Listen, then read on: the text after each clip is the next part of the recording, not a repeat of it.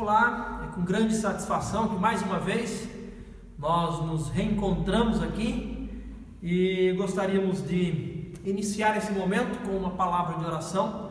Nós cantaremos 2 músicas, na sequência teremos a mensagem e eu gostaria de dedicar esse tempo ao Senhor. Para isso eu gostaria de orar pedindo a sua bênção, a direção e que tudo o que aconteça possa ter 2 objetivos: glorificar o nome do Senhor e que você possa juntamente comigo ser edificado.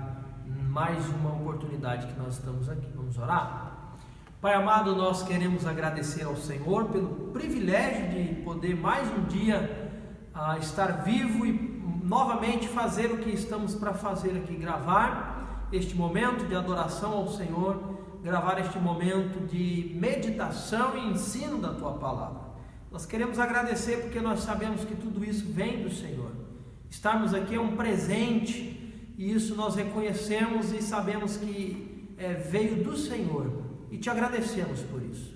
E nós pedimos, ó Deus, que neste momento o Senhor venha nos ajudar, que o Senhor possa capacitar-nos para fazer aquilo que precisa ser feito com a melhor forma possível, visando o nome do Senhor ser louvado, glorificado, adorado, reverenciado, e que logo mais o Senhor venha desafiar-nos através do estudo bíblico e que possamos ser edificados para que cada dia mais parecidos com Cristo possamos viver para o Senhor.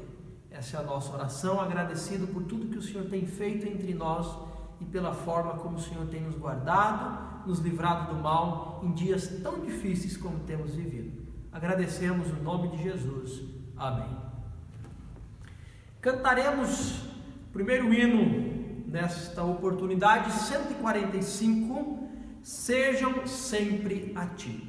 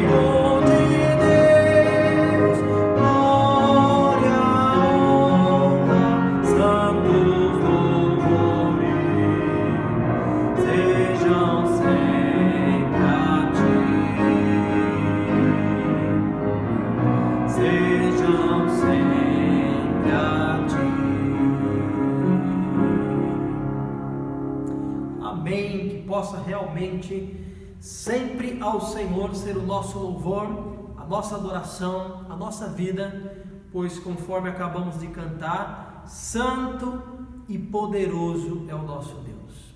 Que assim possa sempre dedicarmos o nosso melhor louvor ao Senhor.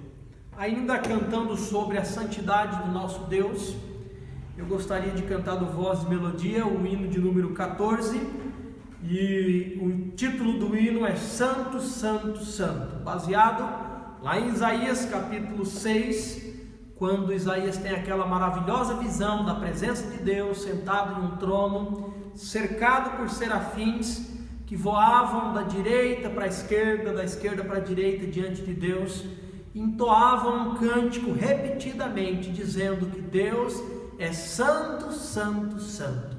Esse é o Deus que nós servimos, um Deus Santo. E nós iremos cantar mais uma vez neste momento.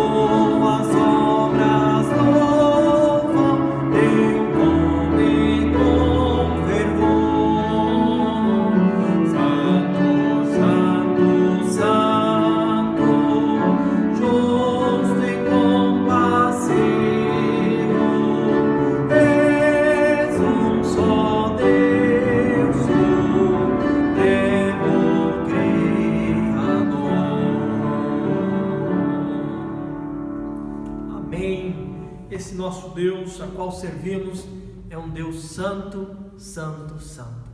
Eu gostaria de agradecer aos irmãos que têm, de certa forma, se envolvido com alguns ministérios da igreja, e um deles é a Cesta de Amor, através da contribuição generosa de cada um dos irmãos que traz, de repente, um arroz, um feijão, um macarrão, um açúcar, um café. Nós temos conseguido abençoar outras famílias. Então esse mês serão 8 famílias que receberão, desses mantimentos que têm sido entregue aqui na igreja, e o objetivo é que através disso nós possamos abençoar aqueles mais necessitados e, juntamente com um suporte, um alimento físico, também levar um alimento espiritual. Estudos bíblicos no livro de João nós temos feito, e eu gostaria de agradecer os irmãos por isso. Também agradeço aos irmãos pelo envolvimento quanto ao projeto da compra das Bíblias. Nós já efetuamos a compra de 3 caixas de Bíblias, são 90 Bíblias, que nós faremos a distribuição de maneira elaborada e estratégica para que também junto com essa Bíblia possa ser dado o estudo no livro de João, né? São 4 lições apenas, focadas quanto ao mais importante assunto das nossas vidas, a salvação. Então eu agradeço aos irmãos pelo envolvimento, pelo apoio, e continue a orar para que Deus nos dê sabedoria em como proceder nesses tempos difíceis. Nós ouviremos agora a pregação da palavra do Senhor.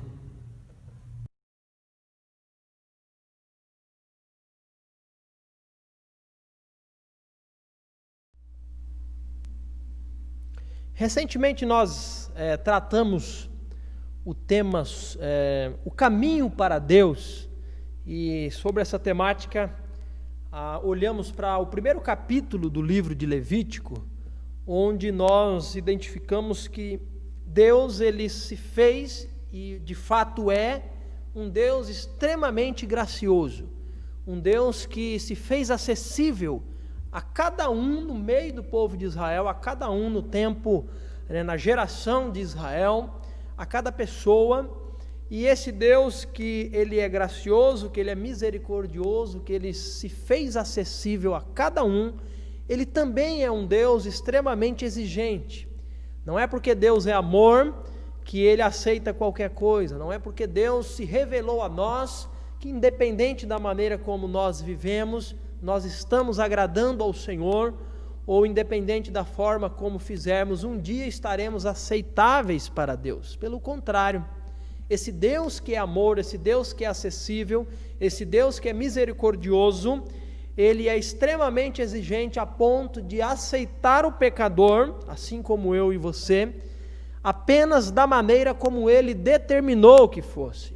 E para isso, conforme capítulo 1 do livro de Levítico, precisaria necessariamente de um sacrifício.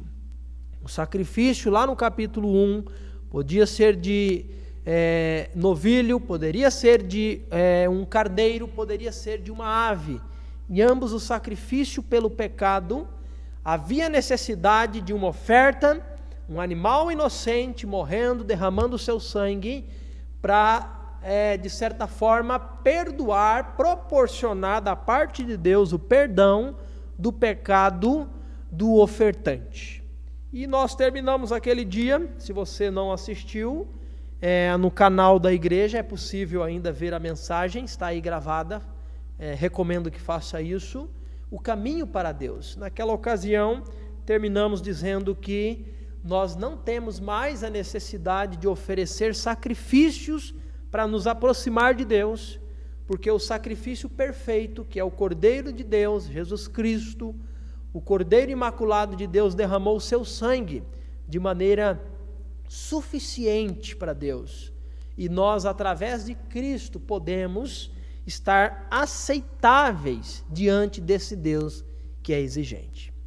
E na oportunidade agora, eu gostaria de trabalhar sobre a temática de a caminhada com Deus, a caminhada com Deus. E eu proponho nesta oportunidade que, tendo chegado a Deus, o homem ele deve agora andar da maneira como o nome de Deus seja glorificado, seja honrado. E a pergunta que nos surge: como posso eu andar na presença de Deus? E eu gostaria de responder a partir de agora essa dificuldade. Como posso eu, um pecador, andar com Deus, andar na presença de Deus? Quando um homem se achega a Deus e tem o seu pecado perdoado, porque Jesus Cristo derramou o seu sangue, ele passa agora a viver para esse Deus. E esse viver para Deus, ele precisa ser como expressão de gratidão ao Senhor, não como obrigação. Deus não quer que nós o sirvamos por força, por violência. Ele não faz isso. Ele não nos obriga, mas Ele dá graça para que possamos fazer isso em temor, em reverência, em gratidão, em paixão.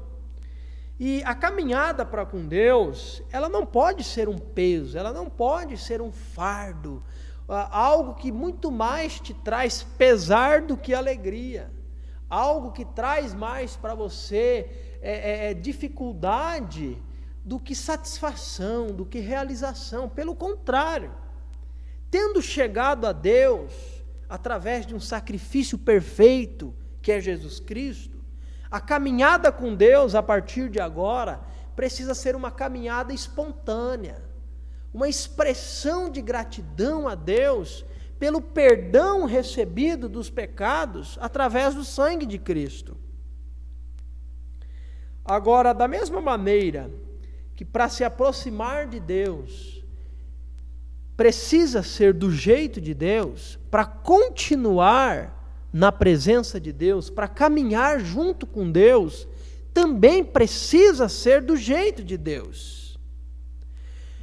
Eu não posso achar que Deus irá se agradar de mim se a minha vida, se a forma como eu vivo, eu faço, eu penso, eu sou, está muito mais baseado nos meus próprios padrões do certo e do errado do que nos padrões de Deus. Para ser aceito por Deus, precisou ser do jeito de Deus. Por isso Ele envia Jesus Cristo. Para continuar caminhando com Deus, também precisa ser do jeito de Deus. Eu não sou o padrão do certo e do errado. Você não é também o padrão do que é o certo, do que é o errado. Mas para andar na presença de Deus, precisa ser do padrão de Deus, da forma como Deus disse que é. E no livro de Levítico, onde eu vou continuar nesta oportunidade, santidade não era uma opção para o povo de Israel, para o judeu, para o israelita.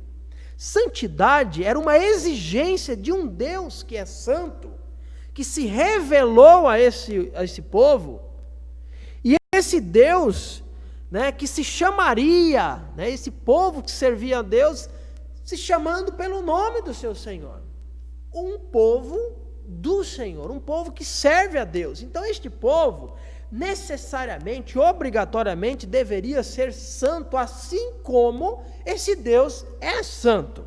E santidade não é apenas uma definição básica que nós ouvimos. Santidade é ausência de pecado. Santidade, sim, é ausência de pecado, mas é muito mais do que isso. Não é simplesmente não ter pecado em si para ser santo. Santidade, ser santo, também significa ser e estar separado para um propósito específico.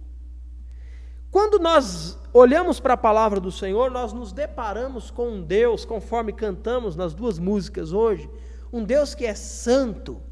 E esse Deus, ele não apenas é separado do pecado, como também esse Deus é diferente de tudo que existe. Santidade implica em ser separado do pecado, mas também implica em ser consagrado para um fim específico, implica também em ser diferente de tudo. Deus é santo. E esse Deus é a quem nós estamos servindo. E no livro de Levítico, a palavra santidade, ela é repetida mais vezes do que em qualquer outro livro da Bíblia. O versículo-chave do livro de Levítico, os versículos 11, capítulo 11, versículo 44, 45 também vai dizer o seguinte: e sereis santo, porque eu sou santo. O apóstolo Pedro, ao escrever a sua carta, ele menciona esse texto aqui de Levítico, e o livro de Levítico, ele tem como objetivo, de certa forma, apresentar um Deus que é santo e um Deus que espera a santidade de todo aquele que já se aproximou dele. Dessa forma, o andar com Deus é um andar em santidade. Não pode um homem viver para Deus sem ser transformado por Ele. Não poderá o homem ver Deus sem ser santificado por Ele. Logo, nós entendemos que santidade não é uma opção. Santidade é uma necessidade. Ou caminhamos em santidade com Deus, ou caminharemos em pecado em qualquer outra direção, em qualquer outro caminho. Como posso eu andar na presença de Deus? Perguntava o israelita no tempo de Moisés. E nós observamos no capítulo 11 do livro de Levítico, que o judeu, o israelita, para andar na presença de Deus, ele precisava observar as ordenanças quanto à vida social. Nós olhamos o capítulo 11 do livro de Levítico e nós nos deparamos com a exigência de Deus em um aspecto da vida social no meio do povo de Israel. O aspecto social, ele envolvia, em primeiro lugar, coisas relacionadas à comida. Quando observamos o livro de Levítico, nós vemos Deus estabelecendo esse tipo de maneiras pela qual o povo continuaria a caminhar com Ele, se fizesse, se observasse, se guardasse, se cumprisse. E uma dessas coisas que Deus havia dito para Israel era em relação à comida. Olha só o que nos diz o capítulo 11. Eu vou ler alguns versículos. Primeira leitura eu vou fazer até o versículo 9. Nos diz assim: O Senhor disse a Moisés e a Arão: Deem as seguintes instruções ao povo de Israel. De todos os animais que vivem em terra, estes são os que vocês poderão consumir como alimento. Observe uma coisa, o versículo diz: todos os animais que vivem em terra. E o versículo 3 continua e nos diz: qualquer animal que tenha os cascos divididos em duas partes e que rumine. Mas se o animal não apresentar essas duas características, não pode ser consumido. O camelo rumina, mas não tem os cascos divididos, de modo que é impuro para vocês. O coelho silvestre rumina, mas não tem os cascos divididos, por isso é impuro. A lebre rumina, mas não tem os cascos divididos, de modo que é impura. O porco, embora tenha os cascos divididos, não rumina, e portanto também é impuro. Não comerão a carne desses animais, nem tocarão em seu cadáver. São cerimonialmente impuros para vocês. Nós observamos aqui Deus dizendo aos israelitas que iriam adentrar na terra prometida, terra esta que já existia povos habitando, com seus estilos de vida, com as suas culturas, com a sua forma de adorar os seus deuses. O Senhor, Criador dos céus e da terra, está antes disso dizendo ao povo de Israel que quando chegassem na terra prometida, eles não deveriam viver como viviam os demais povos. Esse povo, que se chamava pelo nome do Senhor, deveria viver de forma diferente. E o que é viver de forma diferente para Israel? É seguir as ordenanças que Deus tem dado. E a caminhada com Deus para o povo de Israel, existiam aspectos, ordenanças quanto à vida pessoal. A sua vida pessoal em relação ao quê? Em primeiro lugar, a comida. Nem tudo que se move sobre a face da terra, Deus diz para o judeu, vocês vão comer. O crivo, o padrão, a peneira, vamos dizer assim, né? A qual deveria um animal ser avaliado, era a seguinte: ele precisa ter os cascos fendidos, precisa ser dividido, e ele precisa ruminar, um processo interior, que ele, novamente, assim como alguns a animais que o texto diz que rumina. Nós conhecemos mais próximo do nosso contexto brasileiro o boi, né? Os bovinos, eles ruminam. E Deus diz, precisa ruminar e precisa ter as unhas fendidas. E aqui alguns exemplos de animais que ou ruminava ou tinha as unhas fendidas, e não as duas coisas, e Deus diz, não serve, não pode comer, este animal é impuro. O versículo 9 muda um pouco o contexto, porque ele vai falar dos animais que vivem na água, não mais na terra. Veja junto comigo o versículo 9. De todos os animais que vivem nas águas, estes são os que vocês poderão consumir como alimento. Qualquer animal aquático que tenha barbatanas e escamas, seja de água salgada ou de rios. Contudo, jamais comerão animais de mar ou de rio que não tenham barbatanas e escamas. São detestáveis para vocês. Isso se aplica tanto às criaturas pequenas que vivem em águas rasas, como a todas as criaturas que vivem em águas profundas. Serão sempre detestáveis para vocês. Não comerão carne delas, nem tocarão em seu cadáver.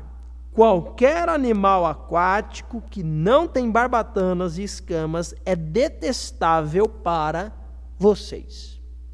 Deus está falando agora dos peixes, Deus está falando agora das criaturas aquáticas, e o crivo, a forma como eles iriam analisar se era algo comestível para eles ou não, é o seguinte: precisa ter barbatanas e precisa ter escamas. Tem apenas escamas, mas não tem barbatanas? Não serve. Ou tem barbatanas e não escamas? Também não serve. O versículo 13, o contexto muda um pouquinho, o objetivo é o mesmo, falar sobre animais que são aceitos ou não para o povo de Israel, e o versículo nos diz o seguinte: estes são os animais voadores que vocês considerarão detestáveis e não comerão. O abutre folveiro, o abutre barbudo, o abutre fusco, o milhafre e todas as espécies de falcão, todas as espécies de corvos, a coruja de chifres, a coruja do campo, a gaivota, todas as espécies de gaviões, o mocho galego, o cormorão, o corujão, a coruja das torres, a coruja do deserto, o abutre do Egito, a cegonha, todas as espécies de garças, a polpa e o morcego.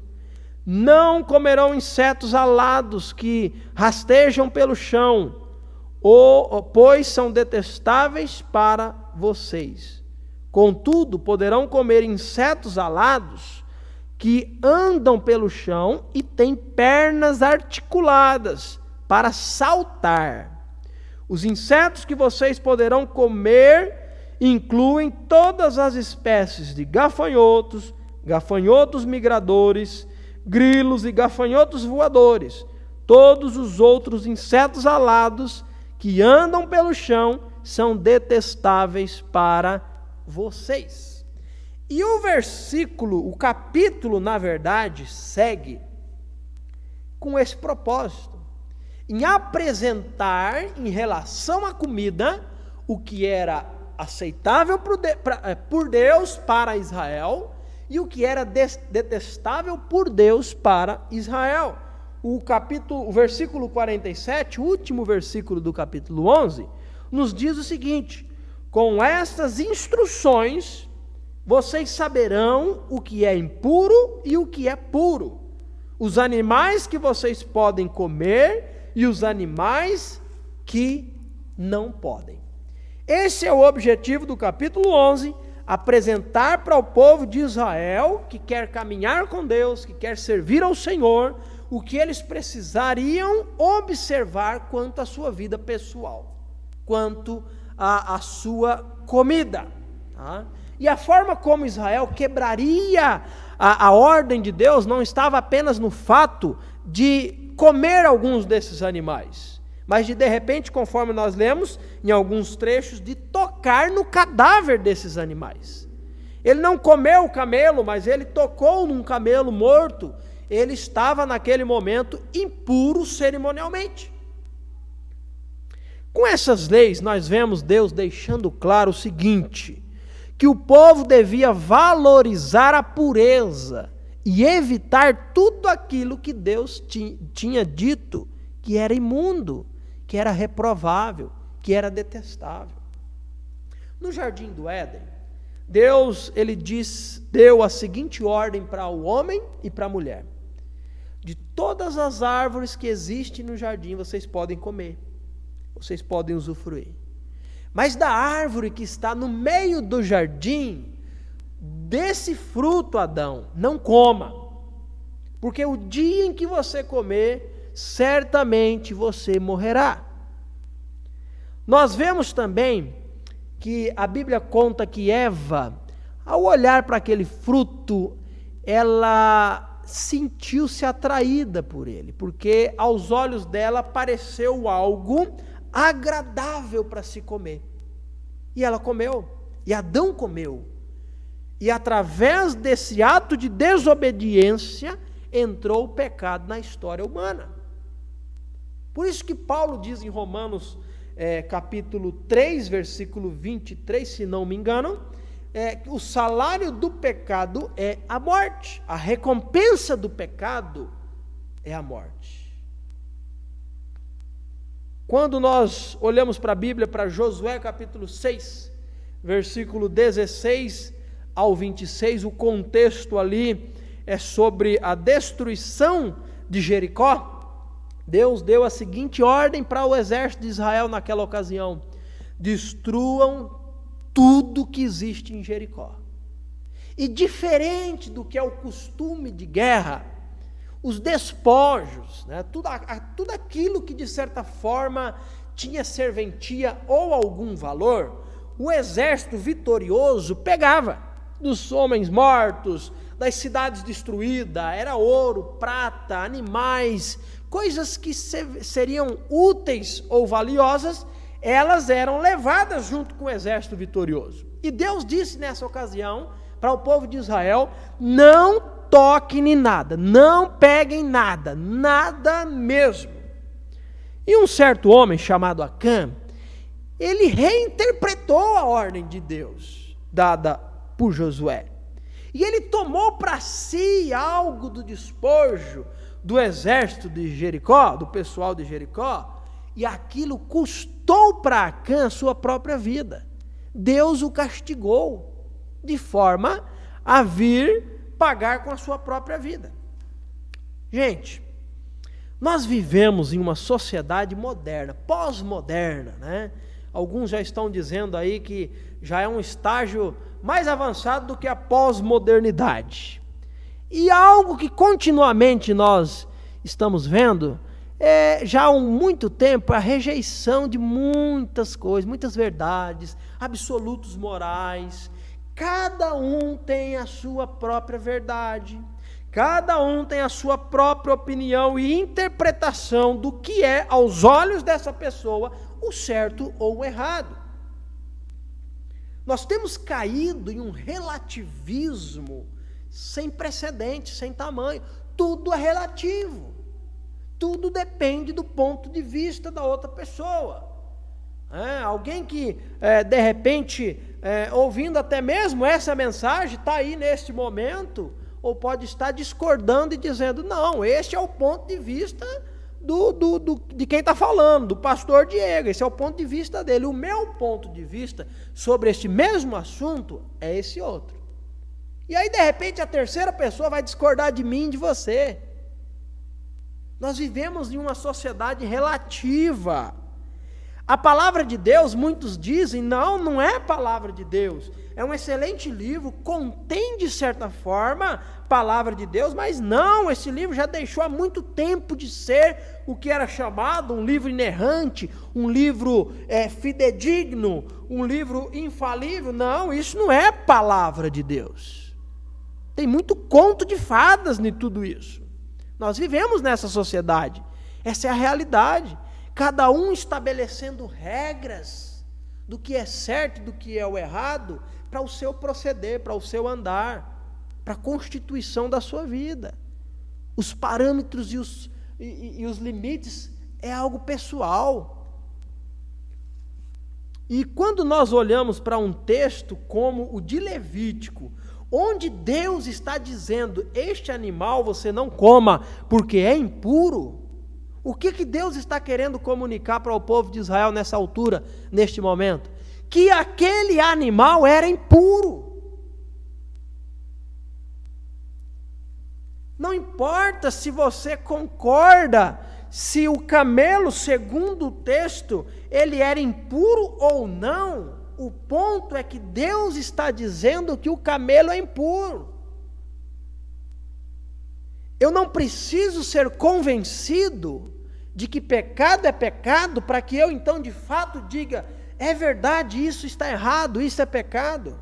O pecado, ele se caracteriza como pecado, não quando você acha que é, não quando eu acho que é, mas quando Deus diz, isso é pecado, isso está errado. Nós queremos nos aproximar de Deus, nós queremos andar com Deus, mas nós não queremos que seja do jeito de Deus. Nós queremos que seja do nosso próprio jeito. E por isso nós temos o que nós temos nos nossos dias. Dezenas e centenas de situações onde cada um faz o que é reto aos seus próprios olhos, com o sentimento de que um dia todos nós seremos e estaremos aceitáveis na presença de Deus. Não é isso que a Bíblia apresenta. A Bíblia apresenta que de todas as épocas, Deus sempre teve a maneira como Ele dizia, desta forma eu aceito, desta maneira eu reconheço. E para o povo de Israel, que vai entrar na terra prometida, Deus está dizendo, nem tudo eu quero que vocês comam, nem tudo é aceitável, nem tudo é permitido.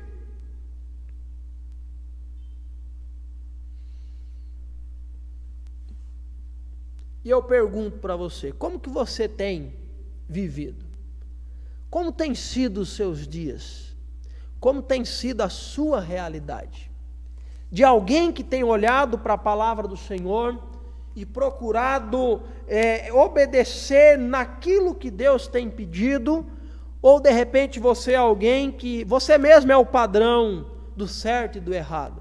Olha, a Bíblia deixa muito claro, que esse Deus que te aceita, que está acessível, que te ama, Ele também é extremamente exigente. Tem que ser do jeito de Deus. Precisa ser da maneira de Deus. Como poderia perguntar ao israelita, caminhar com Deus? Observando as ordenanças segundo a sua vida pessoal. E observando as ordenanças agora em segundo lugar, quanto à sua vida social.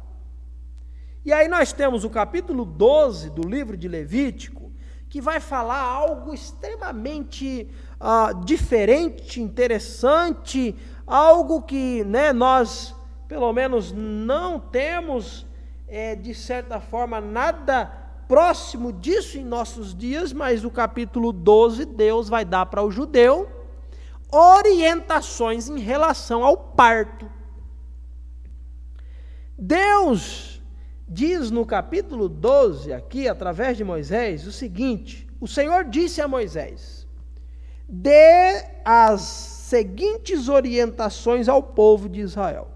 Se uma mulher engravidar e der à luz um filho, ficará cerimonialmente impura por 7 dias. Como acontece durante a menstruação. No 8º dia, circuncidem o menino. Depois de esperar 33 dias, a mulher estará purificada do sangramento do parto. Durante o período de purificação, não deverá tocar em coisa alguma que seja consagrada. E assim segue o texto para nós, versículo 5 nos diz: se a mulher der à luz uma filha, ficará cerimonialmente impura por 2 semanas, como acontece durante a menstruação. Depois de esperar 66 dias, estará purificada do sangramento do parto. Aí você me pergunta, o que isso significa? O que Deus estava dizendo para Israel? Por que Deus coloca isso como exigência para que o judeu pudesse caminhar com ele? Olha, algumas coisas nós podemos, de repente, fazer inferências quanto a isso. Uma que eu gostei bastante é a definição, deixa bastante confortável, com a seguinte declaração: apesar de ser uma ocasião festiva, o nascimento de uma criança, servia também para lembrar que o pecado é transmitido a todas as pessoas. Assim, a mãe não podia realizar as práticas religiosas durante 40 dias. Deus estava lembrando o povo, seu povo, Israel, que mesmo sendo algo, um presente de Deus, algo maravilhoso, o nascimento de uma criança, estava também vindo ao mundo um pecador, alguém que carregava as consequências do pecado. E Deus coloca essas exigências para lembrar para Israel, muito provavelmente, que o pecado é algo que nos afasta de Deus. O pecado é algo que precisa ser tratado por Deus. Também nós podemos observar, de certa forma, a misericórdia de Deus para essa mãe, essa outra observação sobre o período é que Deus estava protegendo a mulher de visitas durante o tempo em que ela se encontrava mais fraca e sujeita a contrair infecções. Você há de convir comigo que o que nós temos, embora reconhecendo as dificuldades na área da saúde, é muito superior com a situação que viveu o povo de Israel no deserto ou chegando próximo de entrar na terra prometida.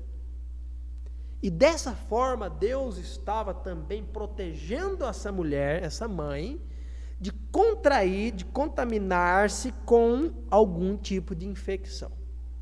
O ponto aqui é o seguinte, o ponto maior não é realmente descobrirmos o porquê que 40 dias, no caso de meninos, 33 dias na verdade, e o porquê que 66 dias para as meninas, essa mulher ficava cerimonialmente impura.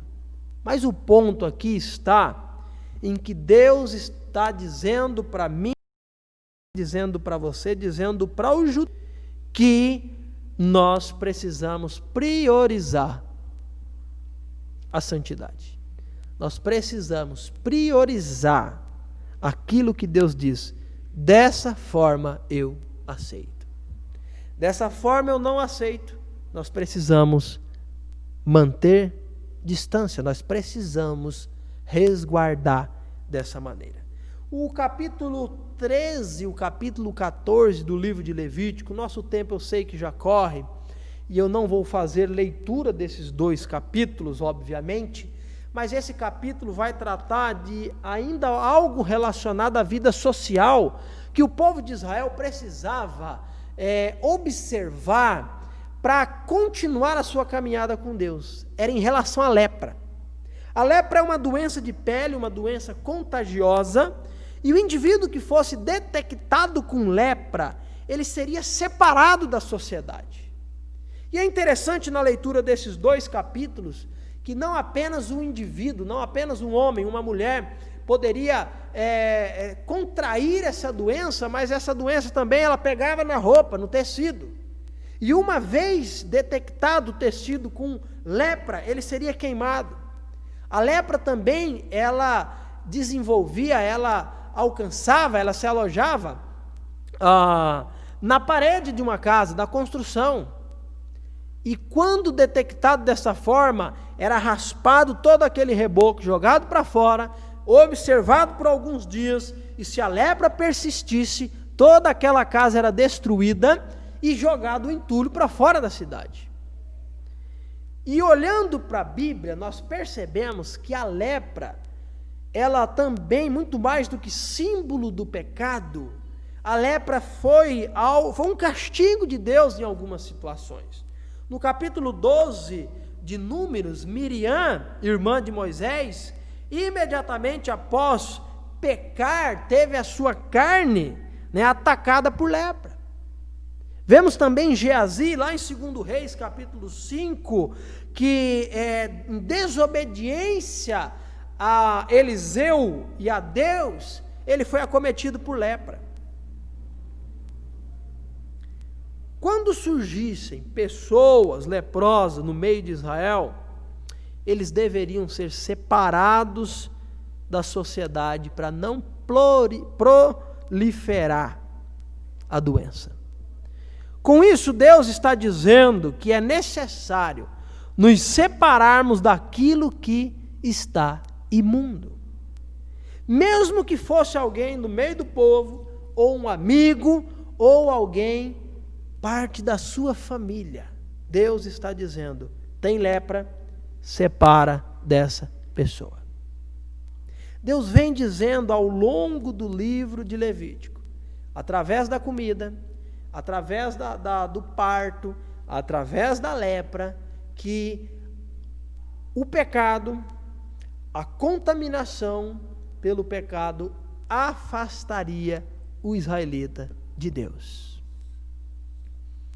Para andar com Deus, devemos nos separar daquilo, tudo aquilo que esteja imundo.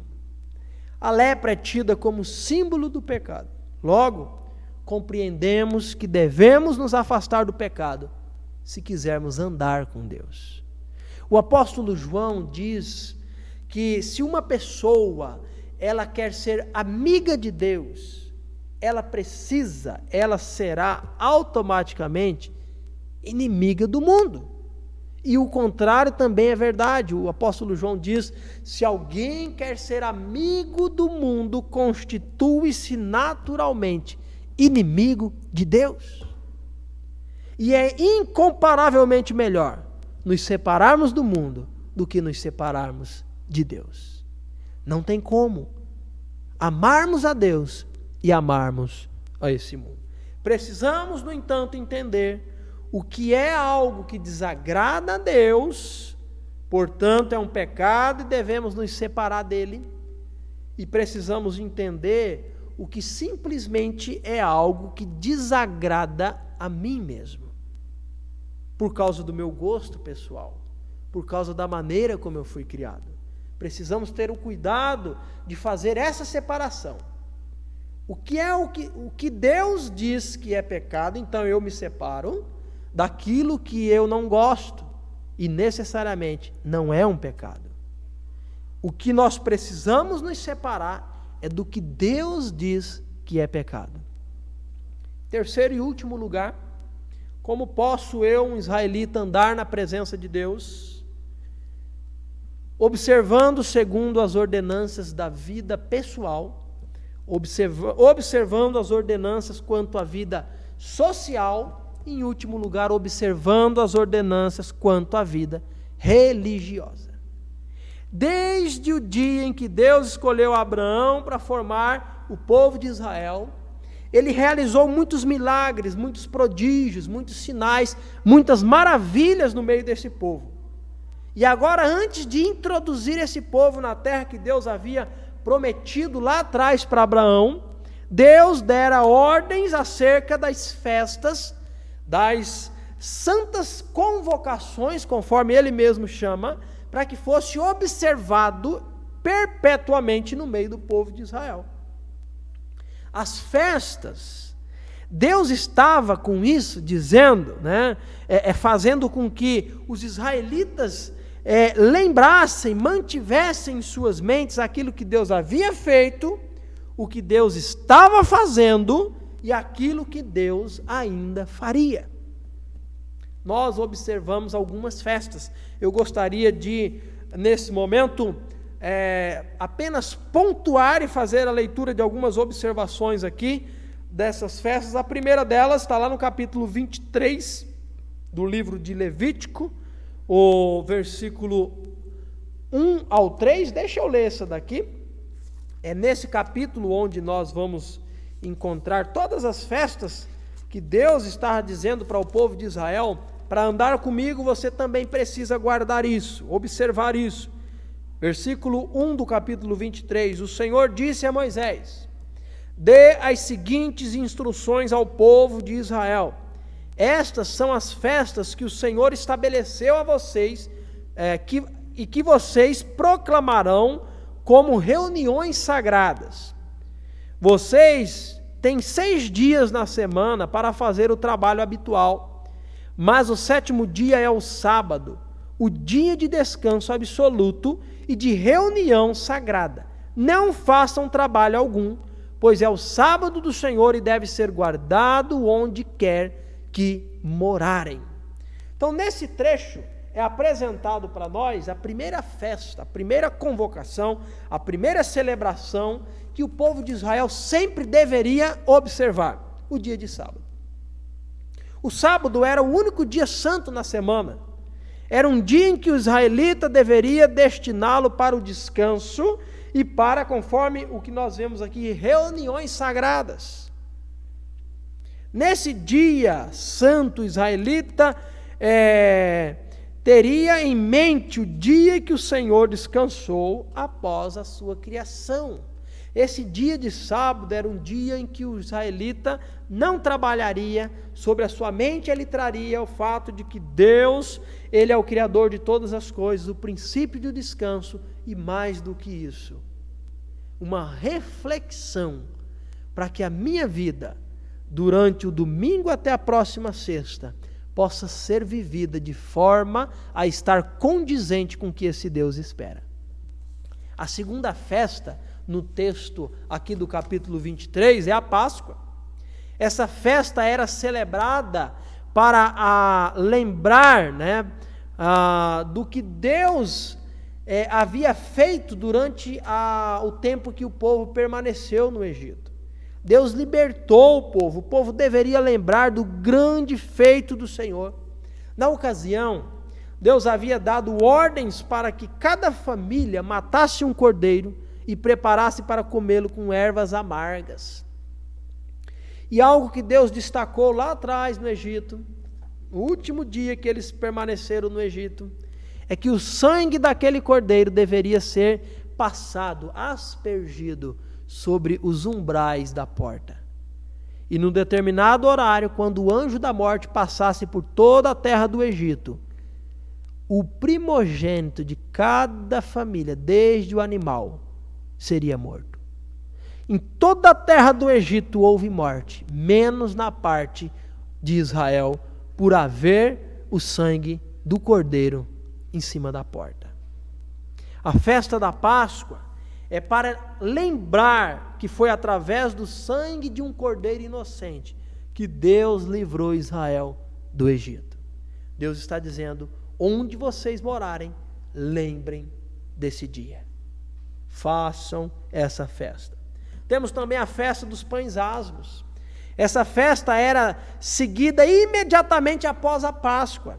Nesse período, os judeus deveriam retirar das suas casas toda espécie de fermento.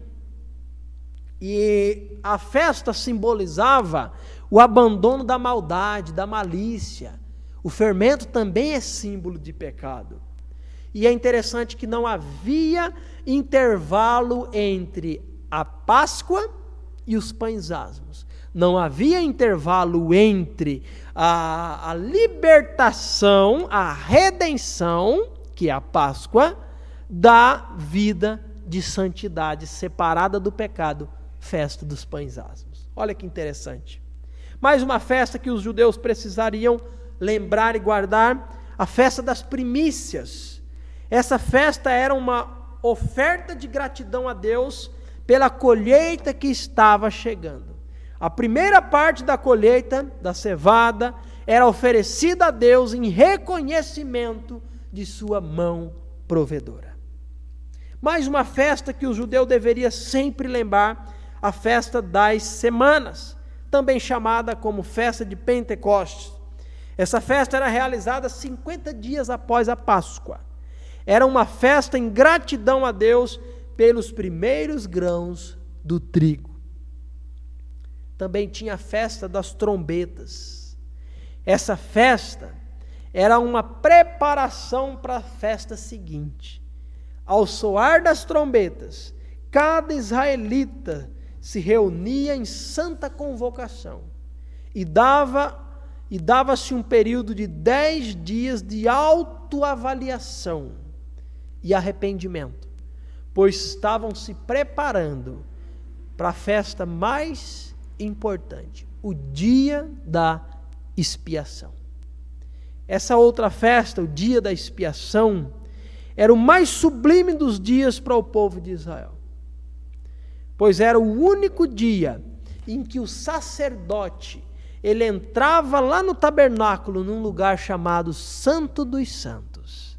Era nesse dia que o sacerdote oferecia sacrifícios para o perdão dos pecados de toda a nação de Israel.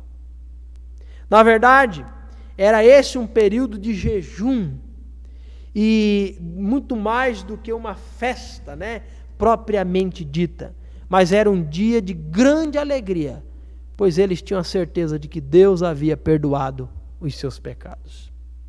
A última festa, a festa dos tabernáculos, essa festa era comemorada por 7 dias, dias em que os israelitas deviam habitar em tendas, em tabernáculos, lembrando tendas, e o objetivo, relembrar o período em que eles habitaram em tendas durante a longa caminhada no deserto, o tempo em que Deus providenciou sustento, alimento para o seu povo. Com essas festas, Deus estava mantendo vivo na mente do seu povo, na mente de cada israelita, que somente Ele, somente Deus era o único e verdadeiro Deus, digno de ser adorado, digno de ser reverenciado. Dessa forma, nós vemos que para um pecador caminhar com Deus, precisa ser do jeito de Deus. É isso que Levítico apresenta para nós. Um Deus extremamente amoroso e acessível a todos, mas um Deus extremamente exigente diz: eu só aceito dessa forma. Santidade para o salvo deve ser algo mais importante na sua vida. Santidade é uma entrega total ao Senhor. O povo de Israel deveria observar as ordenanças do Senhor em todas as áreas de sua vida, na área pessoal, na área social e na área religiosa. Ou seja, eles deveriam viver para o Senhor. É um viver integral para o Senhor. Deus não pode continuar sendo na sua vida um acessório. Algo que de vez em quando na sua vida você vai lá e acessa aquilo. Mas aquilo não faz parte de toda a sua vida. Pelo contrário, Deus está dizendo para o judeu: eu preciso ser algo mais importante e valioso em toda a sua vida. O grande desafio é que nós não conseguimos viver para Deus. Não sei se você já observou ou percebeu, mas nós não temos como agradar a Deus na nossa carne. Não conseguimos atingir o padrão de santidade exigido por Deus. precisamos da santidade de Cristo imputada, colocada em nós. E é exatamente por isso que o que esse Deus que é amoroso fez, esse Deus que é misericordioso, exigente, realizou em Jesus Cristo o meio pelo qual pudéssemos estar aceitos por Ele. Se estamos aqui nessa noite falando das coisas de Deus, não é porque eu encontrei nas muitas tentativas dessa vida uma maneira de me fazer aceito por Deus. Pelo contrário, se eu estou aqui falando das coisas de Deus, é por causa do próprio Deus ter me encontrado e através de Cristo feito de mim alguém aceito diante dele. Sou, conforme a palavra de Deus diz, santo, não porque sou bom e faço as coisas boas, mas porque a santidade de Cristo está sobre mim. E da mesma maneira, da mesma forma, você pode estar aceito diante de Deus se em ti existir a santidade de Cristo. Como posso andar eu na presença de Deus? Perguntava o judeu, vivendo do jeito que Deus espera. Como posso eu, Diego, em 2020, você que está me ouvindo, viver para Deus? Apenas da maneira de Deus. E a maneira pela qual Deus determinou que um pecador pudesse se aproximar dele é através de Jesus Cristo. Jesus Cristo é o caminho, é a verdade, é a vida. Jesus Cristo é o acesso que nos liga ao Pai. Como posso eu viver para Deus? Através de Jesus Cristo. Somente através de Cristo você pode continuar ou estar aceito por Deus. E eu concluo nesta ocasião perguntando para você: a sua vida está dentro de um padrão que Deus aceita? O padrão de Deus não é o que eu penso, não é o que você pensa. O padrão de Deus é o que o próprio Deus pensa. Para estar aceito diante de Deus, Jesus Cristo precisa ser uma realidade na sua vida. Ele já é? Para estar aceito no seu proceder para com Deus, Jesus Cristo precisa ser tudo na sua vida. Você tem vivido dessa forma? Se você não tem vivido dessa forma, a boa notícia é que Jesus Cristo também quer ser o seu Senhor e o seu Salvador. Você precisa, arrependido, crer, confiar, acreditar, receber esse presente de Deus. Só vivemos para Deus por causa de Deus. Ele está acessível a você. Se arrependido, confessar, creres em Jesus, a Bíblia diz, será salvo e poderá viver para Deus. Que Deus te abençoe, que Deus possa te fortalecer. E eu gostaria de dizer, existindo a necessidade, querendo que esclareçamos mais sobre esse assunto, não à luz do que eu acredito, mas à luz do que a palavra de Deus diz, nós estamos à sua disposição. Grande abraço, que Deus abençoe.